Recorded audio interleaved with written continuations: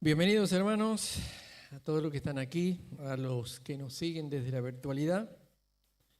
También un saludo especial para los que están en el primer piso. Ajá. Muy bien, contento, feliz, porque como iglesia estamos empezando todos los ministerios de a poco, Club Bíblico el viernes, todos los grupos pequeños. Hermosa la capacitación el día domingo para líderes de grupos pequeños. Gracias por la asistencia. Un saludo hablando de capacitaciones vamos a tener durante todo el año, no solamente para líderes, sino también para los miembros de la iglesia durante todo este año. Estamos orando por eso. También a las egresadas con José de la capacitación de 2 años, donde han aprendido evangelismo, discipulado, hacer el explorando la fe. La verdad que son de mucha bendición porque se están insertando en todos los ministerios. Sé que empieza una capacitación, ya hay unas 10, 12 inscriptas para una nueva de dos años más, así que les animamos a estar participando.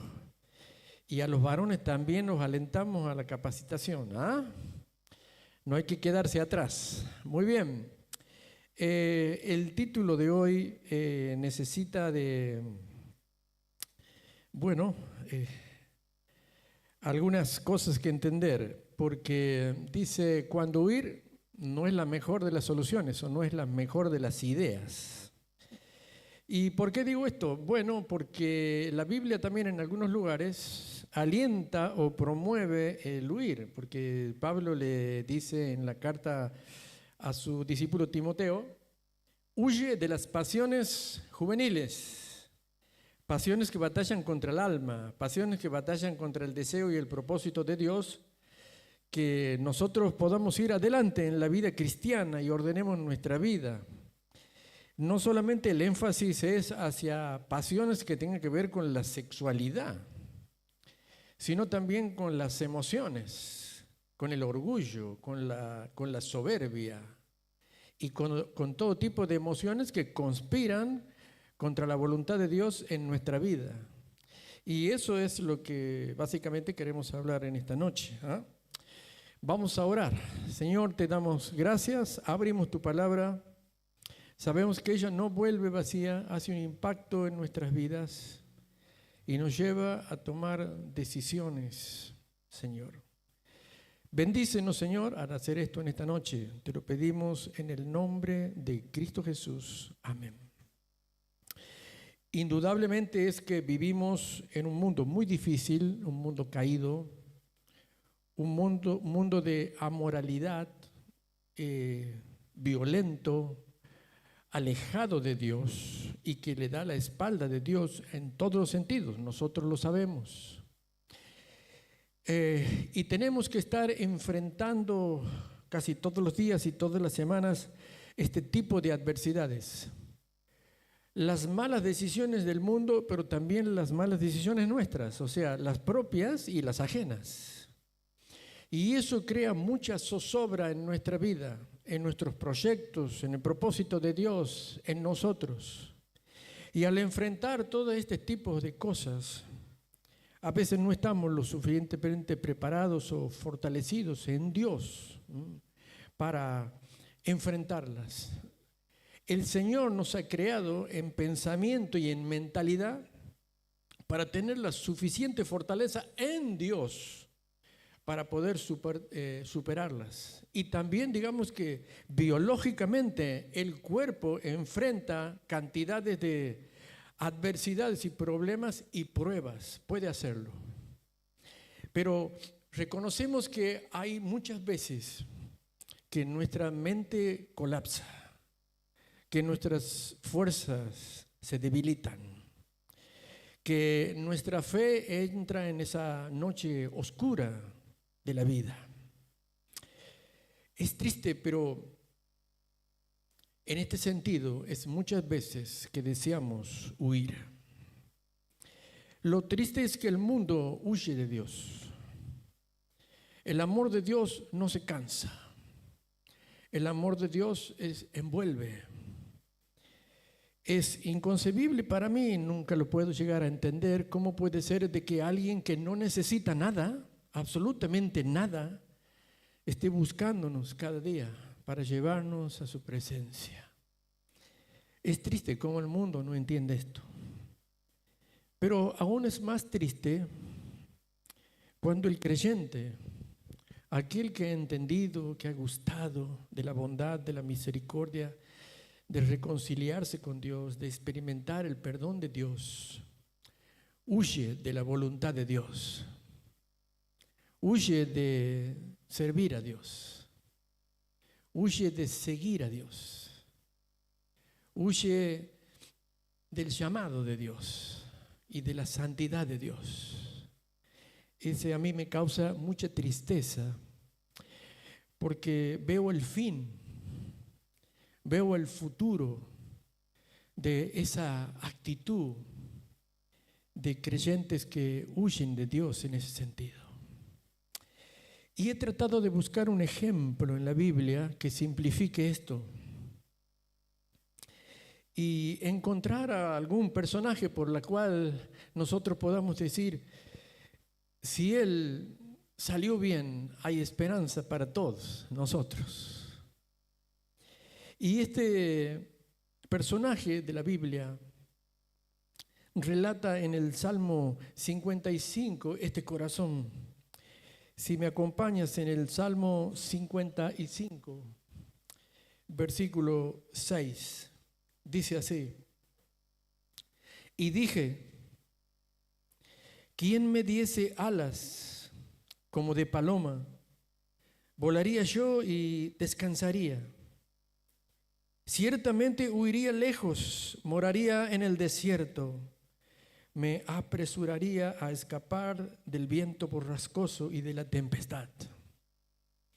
Ese es David. Y nosotros debemos darnos cuenta muchas veces, cuando nuestro corazón colapsa, cuando nuestras fuerzas ya nos guían. Y ese es un punto cuando debemos decir, necesitamos ayuda, desesperadamente. Y es cuando también la iglesia debe tener la sensibilidad necesaria para socorrer a estas personas. Como dice un término judicial, actuar como de oficio, viendo la tristeza del semblante o la actitud o el carácter de esa persona. Y realmente el corazón de David había colapsado. Y la única solución que él veía era mirar esa paloma que quizás él miraba desde su ventana del palacio y que podía ir de llevarle lejos, muy lejos del lugar. Y abandonar sus responsabilidades, abandonar su liderazgo, abandonar el lugar que Dios le había puesto, por algo Dios le había puesto a la cabeza del reino de Israel. Y no solamente lejos, sino en el desierto, alejado de todo, para estar en ese lugar para siempre. Realmente es una persona cuyo manifiesto es que realmente necesitaba ayuda. Y uno se pregunta y le puede preguntar al texto, ¿qué es lo que te sucede, David? ¿Qué es lo que realmente te ha pasado para que puedas llegar tú a esta condición? Uno que la Biblia dice que tenía un corazón conforme al corazón de Dios. Quiere decir que todos estamos expuestos a todas estas cosas de las adversidades de la vida y tenemos que tener cuidado de fortalecer continuamente nuestro corazón. Dice al músico principal de Nejinot, masquil de David. Masquil significa que es un salmo instructivo, que es un salmo donde deja una enseñanza, un salmo didáctico. Eso es un masquil. Indudablemente que jamás voy a llegar a todos los detalles que tiene todo este salmo y sería maravilloso que ustedes puedan verlo en casa, leer y meditar acerca de él. Pero dice David, Escucha, oh Dios, mi oración y no te escondas de mi súplica. Versículo 1. Está atento y respóndeme. Clamo en mi oración y me conmuevo. Y me conmuevo. Versículo 4. Ahí ustedes pueden ver cómo estaba él en su alma y en su espíritu. Mi corazón está dolorido dentro de mí. Terrores de muerte sobre mí han caído. Temor y temblor vinieron sobre mí. Y el terror me ha cubierto. Este es el contexto en el cual dice, uno de los contextos en lo cual él expresa que quería huir, y no solamente huir, él quería huir al desierto, dice, huir lejos. Es que la ciudad en la cual él reinaba, dice, estaba entregada a la maldad, a la iniquidad, a la murmuración, a un corazón alejado de Dios. Dice, versículo 3, a causa de la voz del enemigo, por la opresión del impío, porque, mira bien este versículo, porque sobre mí echaron iniquidad y con furor me persiguen. He circulado esta oración porque sobre mí echaron iniquidad, ¿no? David está diciendo ahí un poco como para interpretar el hebreo, continuamente echan conflictos sobre mi persona. No sé si te habrá pasado, pero cuando estamos en una situación así, muchas veces yo he dicho, no quiero un problema más, no voy a soportar una prueba más. No quiero que me traigan ningún otro tipo de problema, porque he colapsado con los que ya tengo. Y a veces estamos en esas situaciones. Nuestro corazón está como el David. Pero sabes, este quizás no era el problema. O no era el foco del problema. Era uno de los problemas que David debía enfrentar. Pero él pasa quizás de la duda, del dolor, de la desesperanza, del consuelo, a veces se pasa a la furia. O se pasa al enojo, y del enojo a la amargura, y de la amargura a la violencia. Dice David en el versículo 9, destrúyelos, Señor, confunde la lengua de ellos, porque he visto violencia y rencilla en la ciudad, de día y de noche la rodean sobre sus muros, iniquidad y trabajo hay en medio de ella, maldad hay en medio de ella, y el fraude y el engaño no se apartan de sus plazas. David, tú eres el líder. David, el Señor te ha puesto a ti para que des el ejemplo de llevar a este pueblo. Era uno de los problemas de David. Pero saben, a veces cuando uno hace consejería en una persona, tiene que despejar una maraña de problemas hasta llegar al punto del problema. Y todavía David no había mostrado cuál era el foco de su problema. Y él lo va a expresar en el versículo 12, que es recién ahí cuando él abre su corazón. Porque no me afrentó un enemigo, lo cual lo habría soportado. Podría ser como cuando él enfrentó a Goliat. David era un guerrero desde su adolescencia y lo siguió siendo hasta ser siendo grande. Dice, yo podría enfrentar a un Goliat sin ningún tipo de problema. Pero luego dice, ni se alzó contra mí el que me aborrecía, porque me hubiera ocultado de él. Este podría haber sido Saúl. Saúl lo persiguió por años, cielo, tierra y mar. Y David tuvo que esconderse y vivir por años escondido con sus amigos de cueva en cueva. Y dice aquí David, yo me hubiera ocultado. No es un gigante, no es alguien que me aborrece. Y en el versículo 13 llegamos al foco del problema. Y dice, sino tú, hombre. Qué dilema para el Salmo, porque no sabemos quién es el hombre. David no quiere mencionarlo, no se atreve a mencionarlo, no lo quiere dejar como registro en el Antiguo Testamento. Sino tú, hombre. Y ahí comienza a dar una descripción, dice, al parecer íntimo mío. ¿Sabe que ningún comentarista se juega? Bueno, hay algunos que sí. Ninguno se juega por dar el nombre de la persona. Hay algunos que sí. Si ustedes se toman el tiempo de leer 2 Samuel 3, 13, 14, 15, 16, 17, van a poder decir, este es el hombre. Porque las coincidencias son abrumadoras. Es como que tuvieran al frente un animalito que tiene 4 patas, una cola, una orejita así y dice miau. ¿Ustedes qué dirían que es? ¿Ah? Un gato. Y dice, al parecer íntimo mío, mi guía, es decir, mi consejero. Y después dice, mi familiar, o sea, como un hermano para mí. Y dice que juntos comunicamos deseos dulcemente, secretos, compartimos secretos, mi confidente. Y luego dice, andábamos en amistad en la casa de Dios.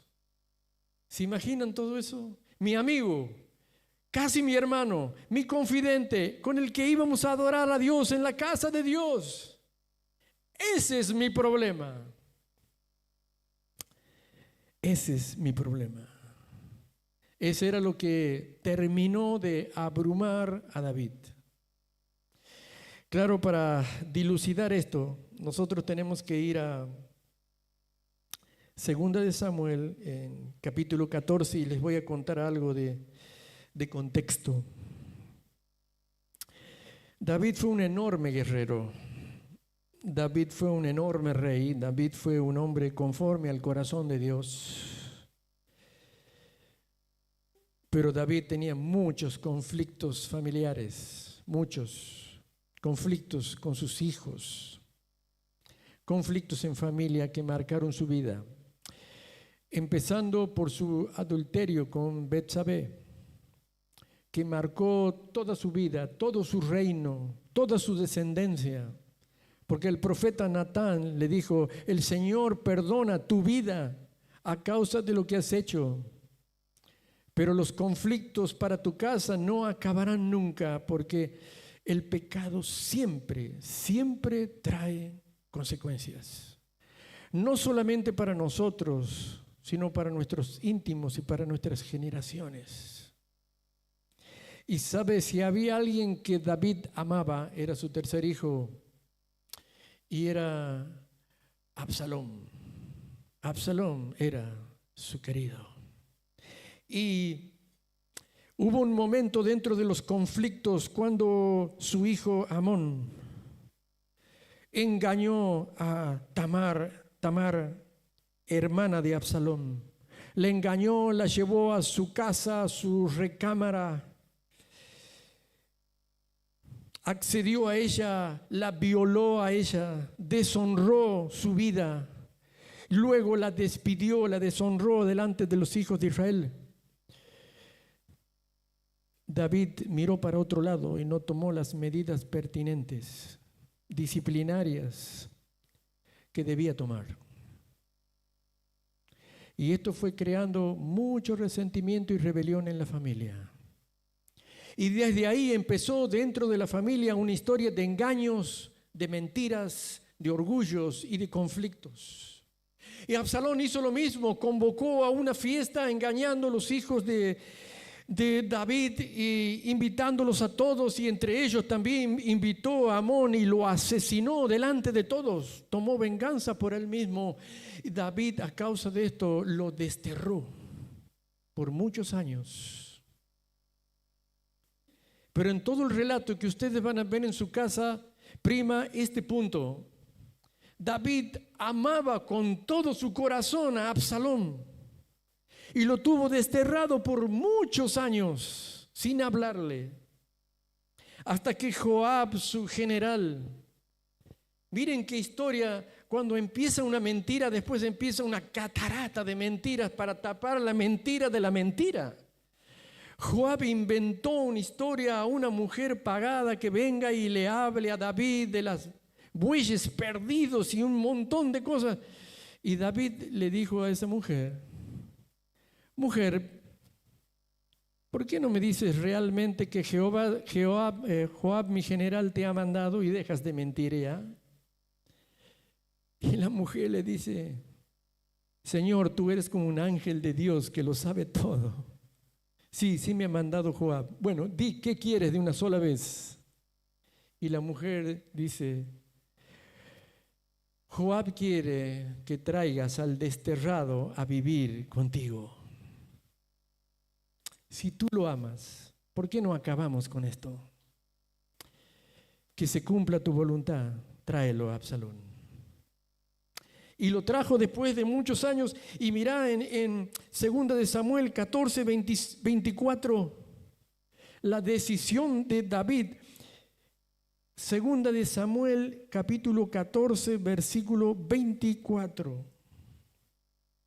Y doy un tiempito ahí para que lleguen.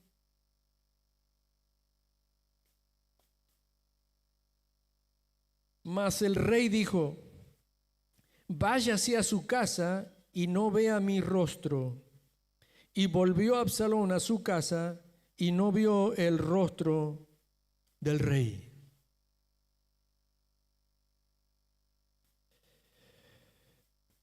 David comenzó a huir. El tema de este mensaje no es solamente huir de las pasiones. El concepto hay que a veces como padres, nosotros, madres, hermanos, amigos, huimos del amor, huimos del abrazo, huimos del beso, huimos de la compasión, huimos de la misericordia, huimos de la reconciliación, huimos del perdón, defraudamos el amor. Acabo de decir de lo compasivo y misericordioso que ha sido Dios con nosotros. Su amor nos envuelve, nos persigue. Señor, ¿cuántas veces debo perdonar? Hasta 7, dijo Pedro, como que era algo muy virtuoso. Y el Señor le dijo, no, ¿qué 7? 70 veces 7. Pero este corazón endurecido, orgulloso, incapaz de amar, incapaz de perdonar, mandó a su hijo Absalón a traerlo a Jerusalén, pero que viva lejos en una casa aislada y que nunca llegue al palacio, que seguramente tenía 200 habitaciones. Había un problema con Absalón y dice el versículo 25, y no había en todo Israel ninguno tan alabado por su hermosura como Absalón. Desde la planta de su pie hasta su coronilla no había en él defecto. O sea, estaba hecho con inteligencia artificial, Absalón. ¿Verdad? ¿Vieron que ahora no hay defecto con la inteligencia artificial? Ni cuando hablamos, ni en el parecer. Así era Absalón. No solamente en su belleza, sino cuando él hablaba, él cautivaba. Pero el padre no hizo otra cosa que en Absalón, en vez de formar un nuevo rey, un hijo rebelde, un hijo resentido, un hijo amargado, y de la amargura el enojo y del enojo la violencia. Esa fue la semilla que él cosechó en Absalón. Y eso fue lo que había en el corazón de Absalón. Dice que Absalón tenía una cabellera impresionante, dice el versículo 26, se cortaba una vez al año. Nadie ponía una peluquería entonces en Israel porque se cortaban el pelo una vez al año. Y cuando dice que se cortaba el pelo pesaba 200 ciclos de peso real. Cada ciclo de peso real hebreo son 11 gramos. Pesaba 2,5 kilos el cabello de Absalón. Y Absalón, dice versículo 28, estuvo Absalón por espacio de 2 años en Jerusalén y no vio el rostro del rey. Versículo 28. Realmente es lastimoso porque empieza una historia de violencia, de desencuentros totales y familiares, y Absalón se puso en la puerta del palacio así, y a cada gente que iba, a cada persona que iba le decía: aquí nadie te va a aconsejar, yo te voy a aconsejar. Aquí el rey no va a tener tiempo para vos, yo tengo tiempo para vos. Aquí nadie te va a dar soluciones, yo te voy a dar soluciones. Y así fue cautivando a la gente de Israel, y así fue volcando el corazón del pueblo de Israel hacia él, y así planeó él la rebelión, y así se pasaron los soldados para él, algunos engañados sin saber qué es lo que hacían, y otros porque seguían a Absalón, hasta que formó un ejército muy grande que le seguía. Y David fue avisado del problema y no tuvo otra cosa que decirle a su familia: mi reino ha colapsado. Ya no tenía soluciones, porque llega un punto que a veces no hay soluciones. Llega un punto cuando personas tienen el corazón tan amargado, tan desilusionado, tan rebelde, que ya no hay tiempo para las palabras. No hay tiempo para las reconciliaciones y los perdones. Por eso tengamos mucho cuidado nosotros también en nuestra responsabilidad para con nuestros hijos, para con nuestros amigos, para con nuestros hermanos, para con nuestras hermanas. No defraudemos el amor. Qué lindo versículo, porque de tal manera amó Dios al mundo. Amó y dio. Amó y dio. Y David salió del palacio, acompañado de sus familiares íntimos, acompañado de algunas personas que le seguían, y comenzó a cruzar los vados de los ríos camino al desierto. Y dice que él iba descalzo caminando junto con los otros y llorando en todo el camino. Lloraban y lloraban sus familiares, lloraban y clamaban delante de Dios. ¿Qué iban a hacer? Ahora tenían que huir forzosamente. Inclusive dice que en el camino salían algunas personas y algunas familias que dice que le decían de improperios y de maldiciones que le tiraban, y algunos les arrojaban piedras. Y todo eso tenía que soportar. ¿A causa de qué? Muchas veces del orgullo, de la soberbia, de marearse con el poder, de creer que se puede hacer las cosas sin Dios. Cuidado. Muchos papás y muchas mamás decimos: yo no quiero que a mis hijos le falte nada, ¿verdad? Esto decimos que no. Ten cuidado de que no le faltes vos. Lo primero que no le tiene que faltar sos vos. Y de vos, lo que no le tiene que faltar es tu relación personal con el Señor. Es que sigues a Dios. Es que amas a Dios. Es que amas lo que Dios ama. No defraudemos el amor. Pero así como había personas que verdaderamente lo escarnecieron a él, también hubo personas en el capítulo 16, versículo 1 de 2 Samuel, y ahí vamos terminando. Dice: cuando David pasó un poco más allá de la cumbre del monte, he aquí Siba, el criado de Mefiboset, que salía a recibirle con un par de asnos enarbolados, y sobre ellos, panes, comidas, quesos y de todo tipo para el rey David. David fortaleció su corazón y el Señor comenzó a fortalecer su corazón. Y David, dice el texto también, que dice que comenzó a orar, que algo que seguramente lo había perdido, dice que comenzó a orar de mañana, de mediodía, de tarde y de noche. Y hoy en día quizá no se identifique el lugar ese donde esas personas se acercaron, que fueron como un bálsamo para David. Quizá el registro familiar no está en el Antiguo Testamento, pero realmente esas personas les fortalecieron. Qué bueno que es que en nuestra noche oscura de la fe, o cuando nosotros estamos huyendo, nuestra fe ha caído, estamos en nuestra noche negra del desaliento, siempre Dios manda a alguien para que esté a nuestro lado. Siempre viene con su bebida espiritual y también con su provisión y su generosidad. Dios siempre muestra su amor aún en los momentos más difíciles de la vida, porque nunca estamos solos. Jehová es mi pastor. Dice, nada me faltará. Él cubrirá todas mis necesidades, confortará mi alma, restaurará mi alma. Y aunque ande en valle de sombra de muerte, no temeré mal alguno, porque Él está conmigo. Él está conmigo. Y así a David, estando en medio de todo este escarnio, vino un criado y le dijo, David, Absalón ya reina en Jerusalén, está sobre tu trono y hay un ejército al lado de él, y tu consejero Ahitofel es su consejero personal.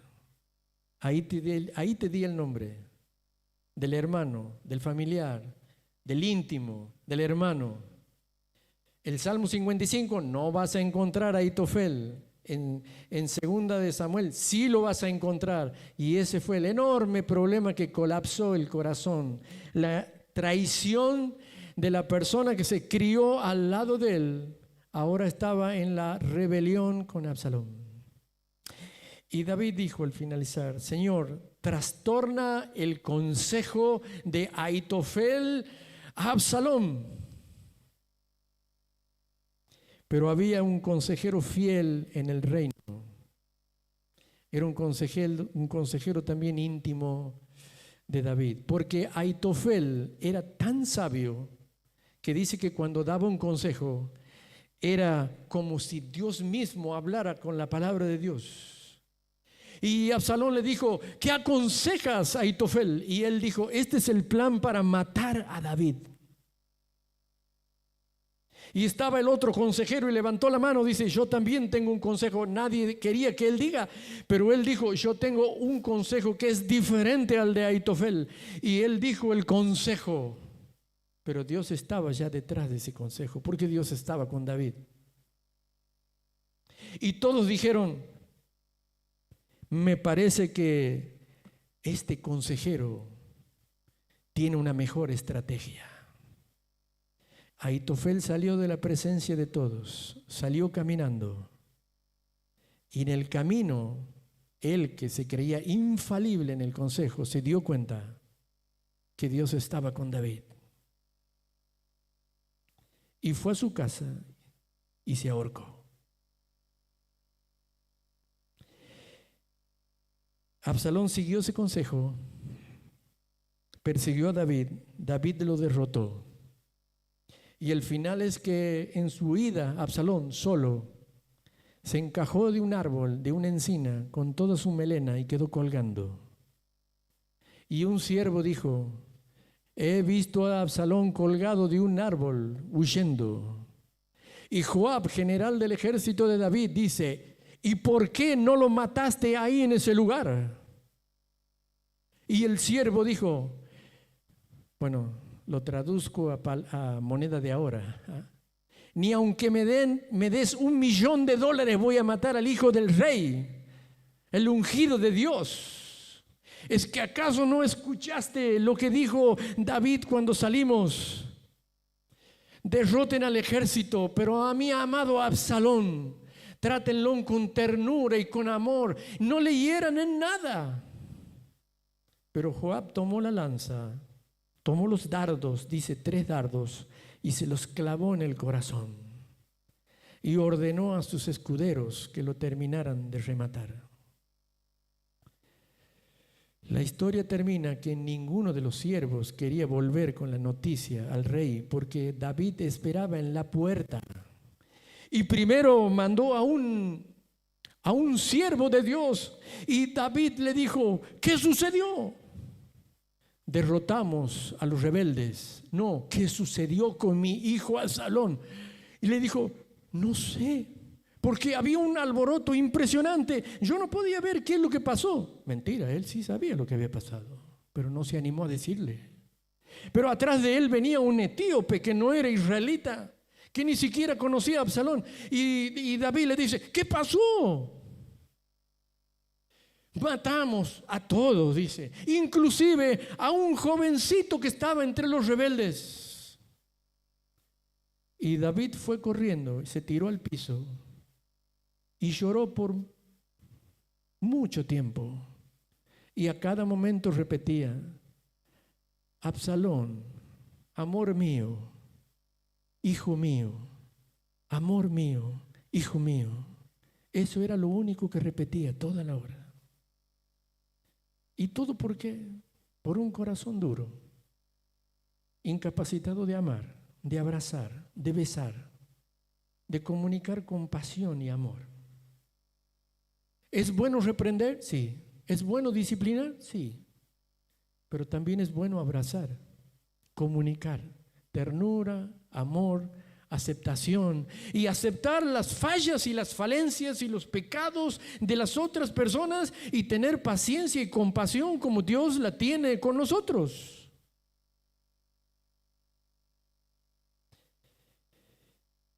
Y David termina su Salmo 55 diciendo: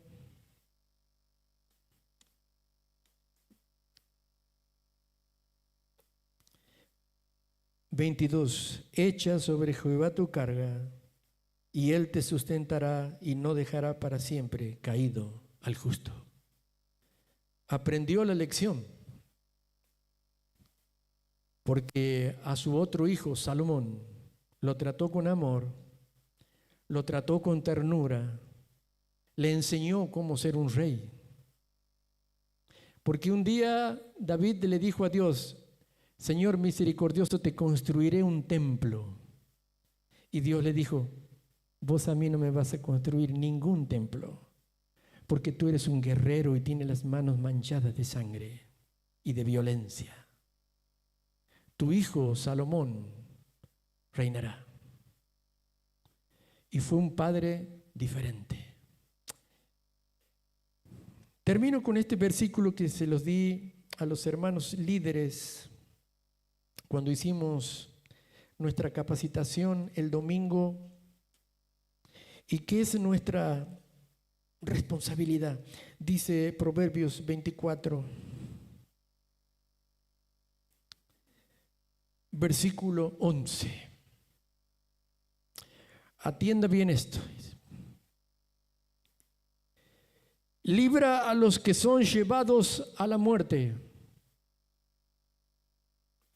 Salva a los que están en peligro de muerte. Esto es a los agotados, a los cansados, a los desalentados, a las personas que están en necesidad. Libra a estas personas. Y luego dice: porque si dijeres, ciertamente no lo supimos, ¿acaso no lo entenderá el que pesa los corazones? Eso significa: no huyas de la responsabilidad del necesitado. No huyas del propósito de Dios. No huyas de dar consejo. No huyas de ponerte a la par del que necesita un abrazo, un consuelo. No huyas de las necesidades de tu hijo. No huyas de la misericordia. Porque si vos dices: no me enteré que había esta necesidad en la iglesia, ¿acaso el que pesa los corazones y que conoce tu alma no lo vas a ver? ¿Acaso él no lo sabe que estás huyendo del propósito de Dios y de servir y de agradarle a Él? ¿Acaso él no va a saber? El que mira por tu alma, él lo conocerá y dará al hombre según sus obras. Según sus obras. Por eso el tema del mensaje en esta noche: huir no es la mejor solución. Y huir del propósito de Dios es la peor de las ideas. Amén. Amado Señor, en esta noche, al abrir tu palabra, vemos que es sabia, preciosa e inagotable. Hay tanta enseñanza en este salmo al cual David aquí muestra las dos caras de nuestra humanidad, nuestra fortaleza, pero también nuestras miserias, nuestra valentía, pero también nuestra cobardía, nuestras grandes victorias y decisiones, pero también nuestras malas decisiones. Gracias porque es un salmo instructivo que enseña tanto, junto al libro de 2 Samuel, para poder entenderlo. Señor, toca nuestro corazón para no solamente velar la vida desde nuestros intereses personales, desde nuestros proyectos y motivaciones personales, sino para poder atender las necesidades de otros, en nuestro entorno, en nuestra familia, en nuestros hermanos y en nuestras hermanas, en la iglesia que tú amas y en la cual tú has muerto por ella. Oramos y damos gracias, tu palabra en nuestros corazones, en el nombre de Cristo Jesús. Amén.